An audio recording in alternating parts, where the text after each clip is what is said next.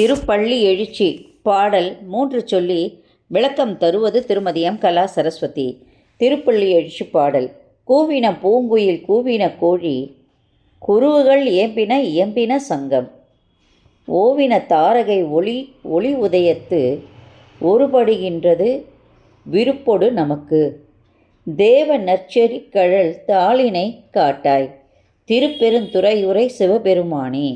யாவரும் அறிவறியாய் எமக்கு எளியாய், எம்பெருமான் பள்ளி எழுந்தருளாயே. இப்பொழுது இப்பாடலுடைய முக்கியத்துவம் என்னவென்றால், பஞ்சபூதங்களையும் அடக்கியுள்ளவர் சிவபெருமான். அவர் குடியிருக்கும் திருப்பெருந்துறை இயற்கை வளம் உடையது. சிவபெருமான் துயில் எழும்போது அந்த காலை நேரமானது கோயிலின் ரம்மியமான தோற்றத்தை மாணிக்கவாசகப் பெருமாள் இப்பாடலிலே அழகாக விளக்கியுள்ளார். கூவின பூங்குயில் கூவின கோழி, குருகுகள் ஏம்பின ஏம்பின சங்கம். ஓவின தாரகை ஒளி ஒளி உதயத்து, ஒருபடுகின்றது விருப்பொடு நமக்கு.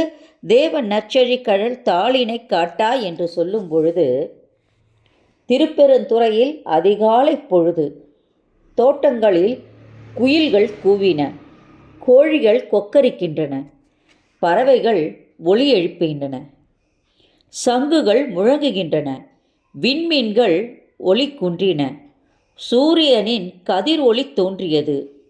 பூவுலக மக்கள் மீது எப்போதும் ஒரு தனி பற்றுதல் இறைவனுக்கு. அதனால், இறைவா, உன் திரு உள்ளத்தில் விருப்பம் கொண்டு எங்களுக்கு வீரக்கழல் அணிந்த உன் 2 பாதங்களையும் காட்டுவாயாக. திருப்பெருந்துறையுரை சிவபெருமானே, யாவரும் அறிவராய் எமக்கு எளியாய், எம்பெருமான் பள்ளி எழுந்தருளாயே என்று சொல்லும்போது, திருப்பெருந்துறை சிவபெருமானே எவராலும் அறிவதற்கு அரிதானவன். நாங்கள் உன்னை அறிந்து அருள் பெற எளிமையானவனே, பள்ளி எழுந்தருள்வாயாக என்று மாணிக்கவாசகப் பெருமான் இறைவனை வாழ்த்தி பள்ளி எழுந்தருள வேண்டுகின்றார். அரஹர மகாதேவா என்று பக்தர்கள் கைகூப்பி உன் திருவடியை எங்களுக்கு காட்டுவாயாக என்கிறார் மாணிக்கவாசகர். திருப்பெருந்துறை இயற்கை வளமிக்க நாடு.